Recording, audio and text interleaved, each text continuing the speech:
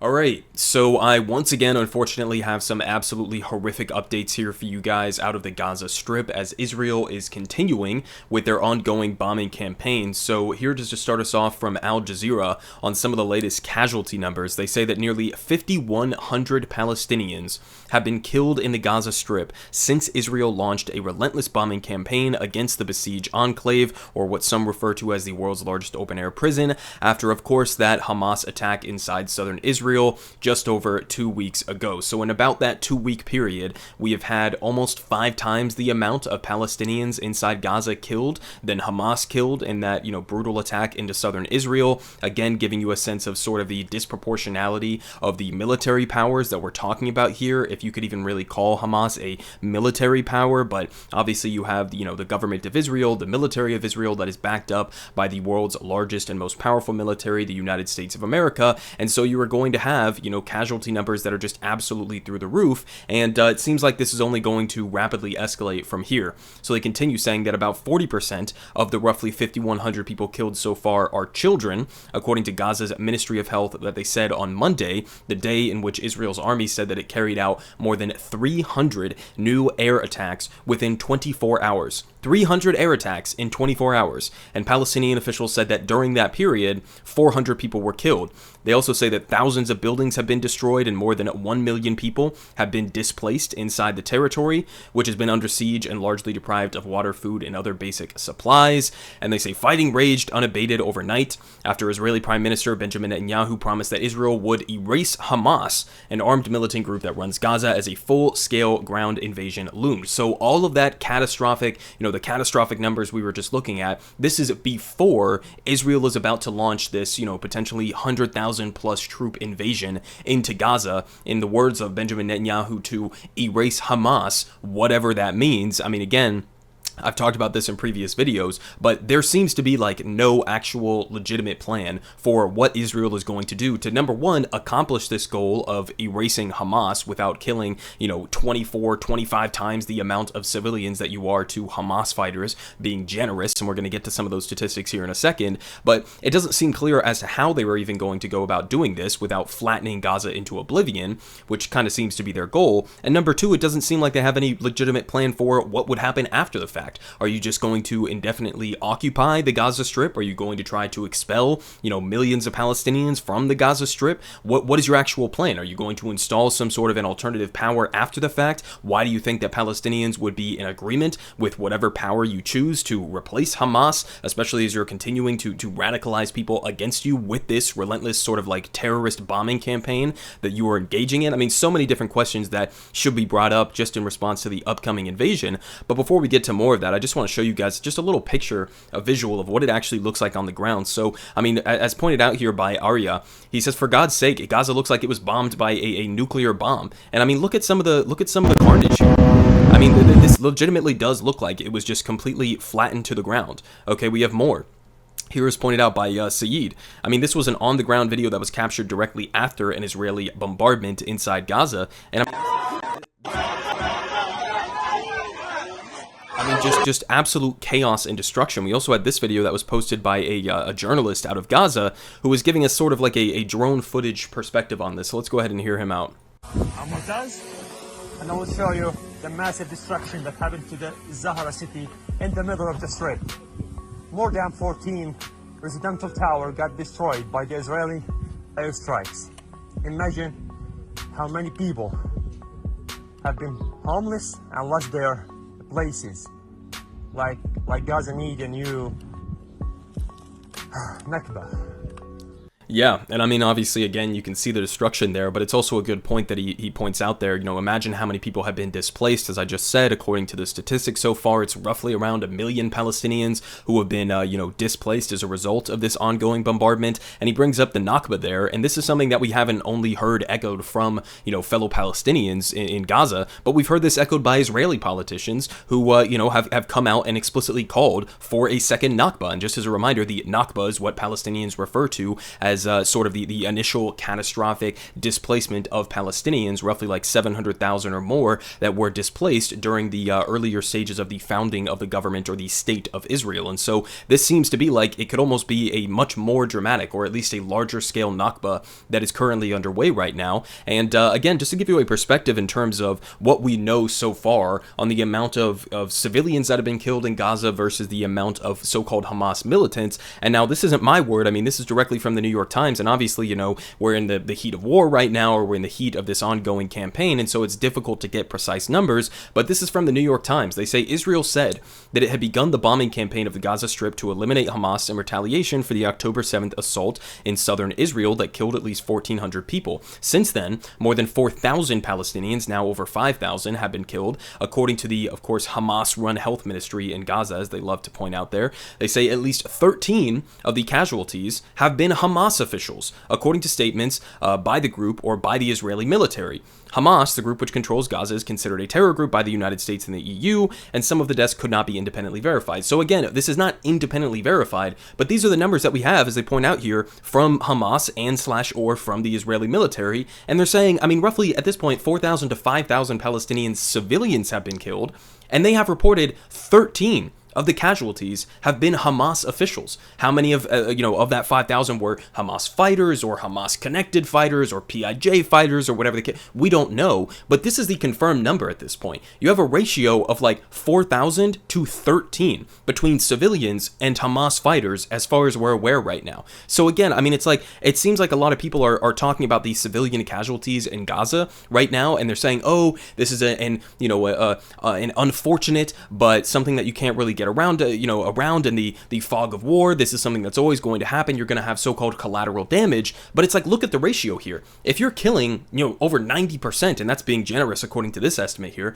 over 90% civilians, or even if it's 60%, 70%, 80% civilians, and I promise you it's a majority so far, then are people really supposed to turn around and believe that you are desperately trying to avoid civilian casualties, or that you're only going after Hamas militants or Hamas officials? No, I mean, it's obvious bullshit, right? I mean, obviously, it's either you don't really care and you're engaging in an indiscriminate bombing campaign, which is pretty much explicitly the statements that we've heard from Israeli officials that I've talked about on this channel, that their goal is more the immense level of destruction over any precision or accuracy. So we've heard this directly from these Israeli politicians, but it's either you don't care about the civilian casualties, or maybe even that's your goal, or the alternative is that you guys are just wildly incompetent and probably shouldn't be gearing up for a ground invasion if this is sort of the ratio of your success in terms of the aerial bombardment. And I mean, keep in mind, Hamas does not have an air force. Okay, we saw them flying in on the paragliders when they went to attack those Israelis in southern Israel, right? They do not have an air force. So Israel has complete control over the skies of Gaza,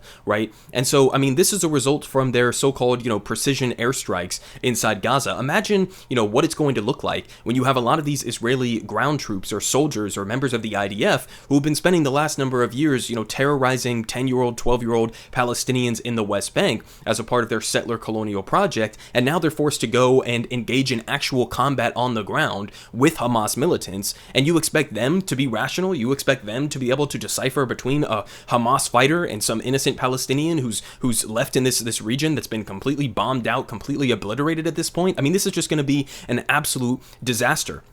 We also have this data directly from the United Nations. They say that at this point, 25% of the homes, I mean, think about the scale of this. 25% of the homes in Gaza have been reported damaged or destroyed. There have been 59 attacks on healthcare, which is including the Al-Ali hospital. Now, you could say, okay, maybe that was a misfired PIJ rocket or whatever, as Israel has been claiming. Okay, take that out of the picture. 58 attacks on healthcare so far by the government of Israel in this ongoing offensive. 170 education facilities hit, and that obviously includes UN education facilities in which dozens and dozens of UN workers have been killed as well. They say water and sanitation faculties and or facilities are severely damaged as well. And so with that being said, I want to give you guys just a picture of what it looks like right now inside hospitals within Gaza. Okay, we know that they've cut off electricity, they've cut off the water supplies, they are barely allowing even a tiny lick of aid to be able to get into the Gaza Strip, and we'll touch on that more in detail here in a second. But this is what it's looking like in some of the only remaining hospitals that are even like barely somewhat functional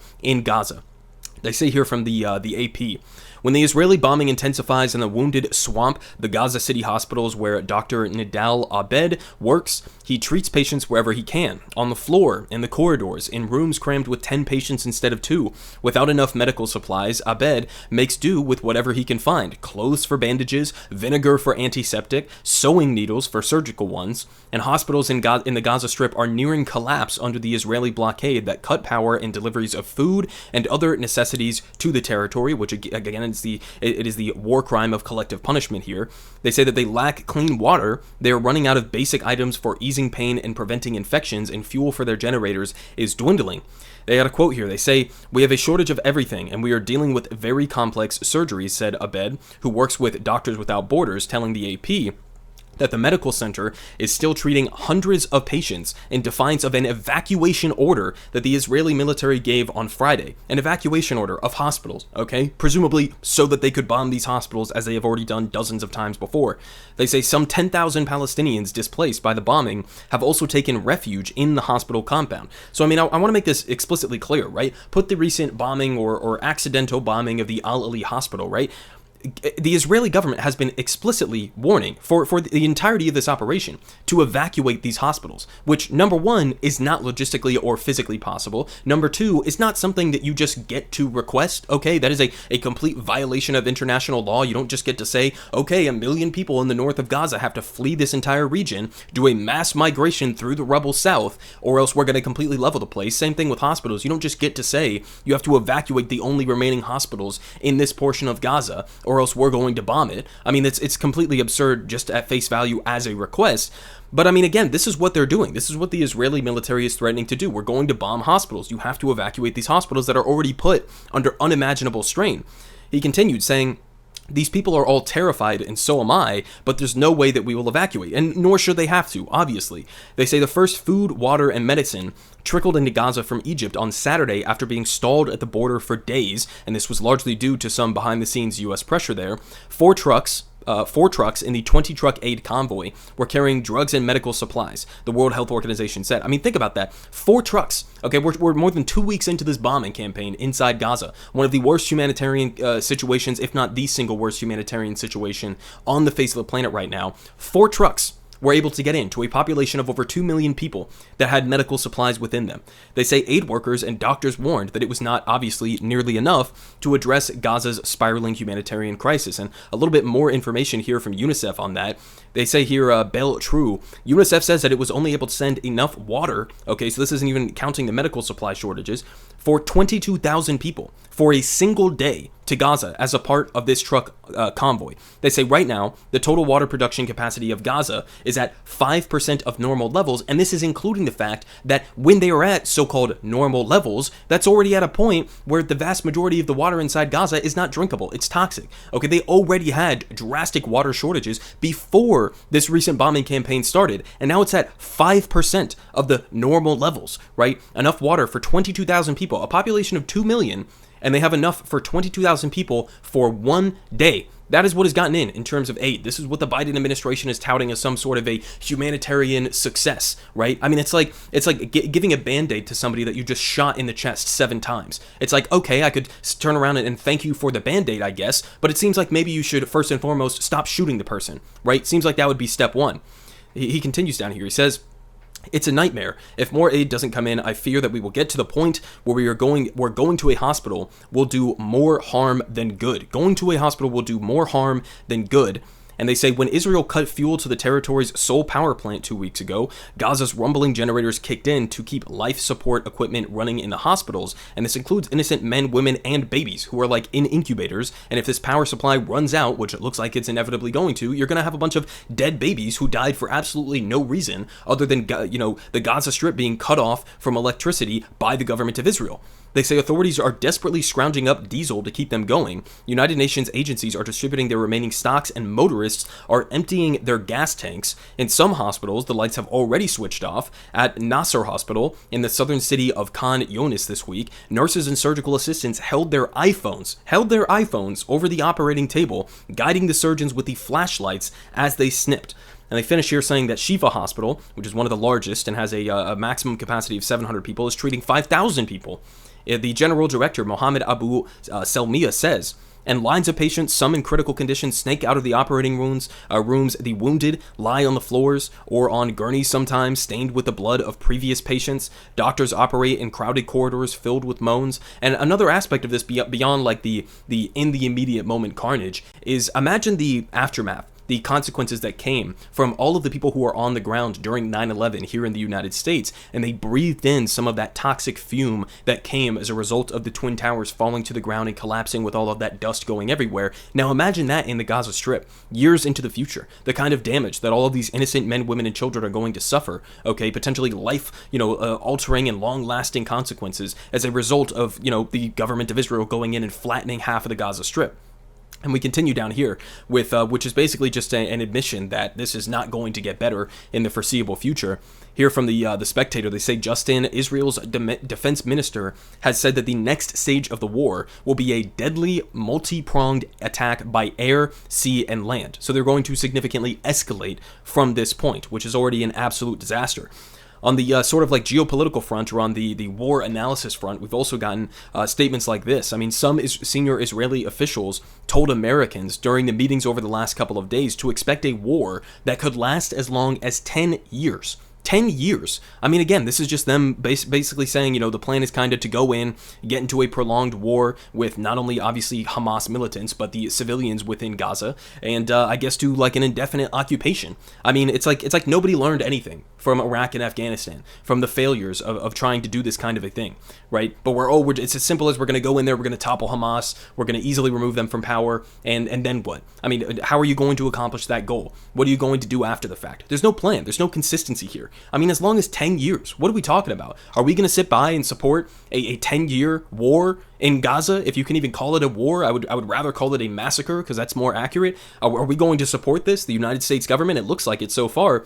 The Biden administration sent a Marine 3-star general to Israel to advise the Israeli military leadership ahead of the ground operation in Gaza. So it looks like we're sending military officials to advise them on the upcoming invasion. Not telling them to not do the invasion, because it's complete fucking nonsense and isn't even going to produce Israeli security. If that's your foremost objective, is making sure that life is stable for the people of Israel, this isn't even going to accomplish that. But we're sending Marines to go and help with the planning of this, or to help with the logistics of doing this kind of an invasion. And I think, again, it's very important to point that out, that like, one of the main stated goals of Benjamin Netanyahu and his government is like, we need to do this for self-defense purposes, right? We need to, engage in actions that will provide security for the government of Israel. How do you think this is going to provide security? I mean, we've already had escalations with Hezbollah in the north, in Lebanon. We've had escalations in terms of rhetoric from other surrounding nations like Iran and elements from Syria and Iraq. We've already had the United States with some of our warships directly engage in rockets that were supposedly fired from Yemen with the Iran-backed Houthis in Yemen.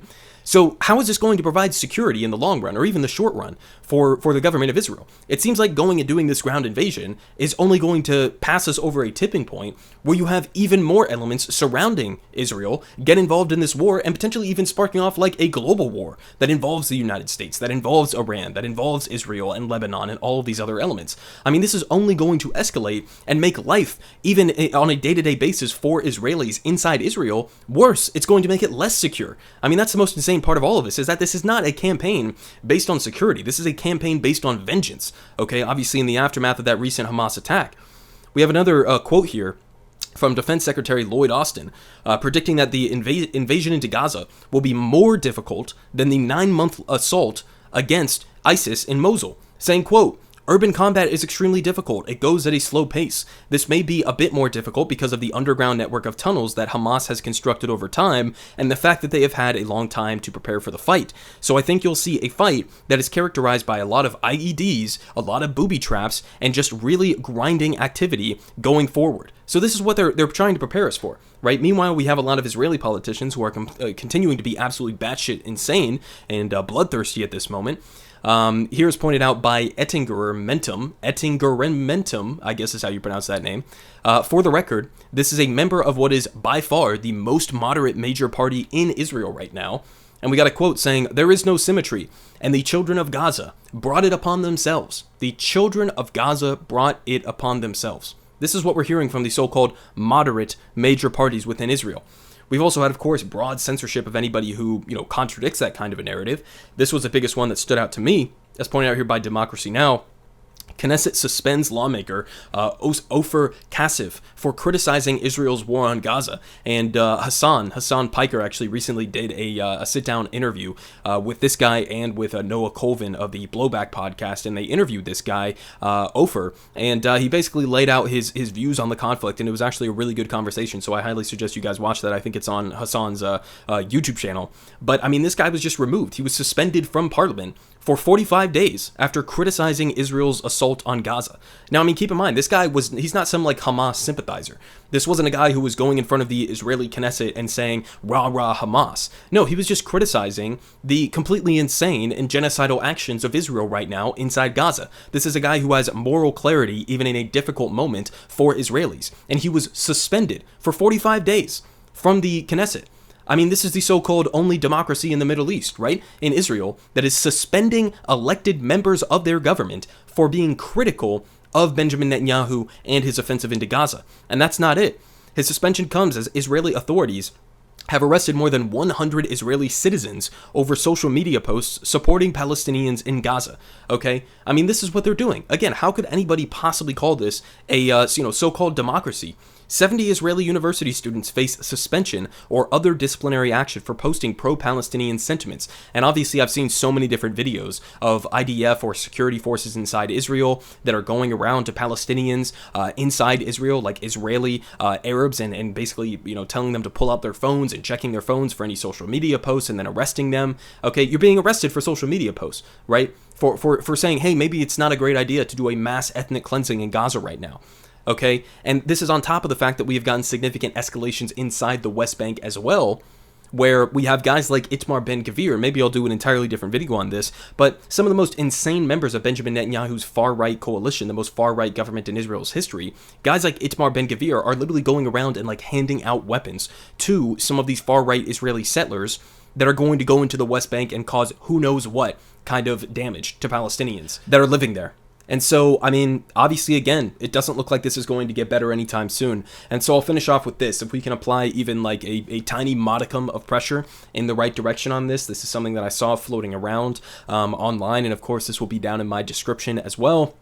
Demand a ceasefire in Gaza. It shows you directions on how to email your member of Congress, email your senator, sign petitions, find any protests near you, phone bank, obviously toolkits. You can donate to the Palestinian Children's Relief Fund and Doctors Without Borders, and also gives you a little script down here for calling your member of Congress. So, I mean, I guess that's somewhat of the only thing that we can do if you're just some average person here who doesn't have much influence. Obviously, make your voice heard. I mean, that's all I can say about it right now, because it seems like, other than these members of Congress that are pointed out down here below, it seems like we just have an overwhelming consensus in the United States right now that Israel just kind of gets a blank check for whatever they want to do in Gaza, and it's looking more and more like that is going to be, borderline a genocide of the Palestinian people. Everyone is saying good Politic guy has the best Politic. Believe me, no one does it like him.